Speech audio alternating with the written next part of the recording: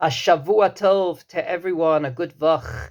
A few weeks ago, I was in shul, and a gentleman, right before he got the Haftorah, whispered in my ears the following: "I have yahrzeit for my father this week, but I'm not going to leave Musaf, because I'm hoarse." And I think that it was not only 100% correct, but he should be admired for what he did. Namely, I think he brought up one of the most fundamental jobs of a chazan, and that is to take the black and white words of the siddur and excite people with it via his voice, his choice of nigunim, and every other means he uses up there as a chazan. And therefore, a chazan who's not excited from time to time during his davening, namely his voice stays the same, I don't necessarily think he should be chazan on Shabbos and Yomim Tovim.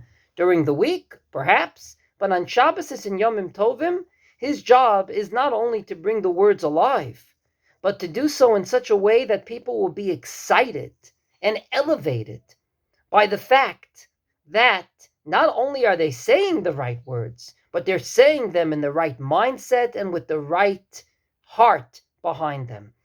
And therefore, if a chazan, for example, is monotone or tone deaf, I don't think that chazan should lead a shachris or a musaf or a kabbalat Shabbat. Because even though we're all yotzei the davening, the bottom line is it was a wasted opportunity.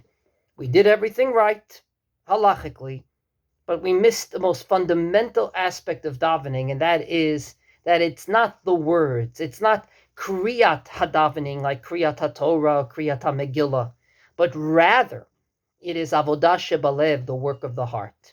And therefore the following can happen that I saw with my two eyes a few weeks later. And that is the wrong choice of a chazan, who did nothing wrong, but just, unfortunately, monotone, caused the following. He was singing songs, no less, and I looked around the room, and I saw people falling asleep. The Gra says, and I quote from the Siddur Yishe Yisrael, Hana'anuim batfilah, shuckling during davening, which has no English word, and no rak shelo yishan. It's not only so that people don't fall asleep. Namely, even if you're in shul, and you have a chazan, and you're saying the words, and maybe you're singing, you can fall asleep if by virtue of what you're doing up there, you're not able to excite people. So hoarse, tone deaf, and monotone should not be chazan on Shabbos and Yomim Tovim. Wishing everyone a Shavua Tov, a good and significant week ahead.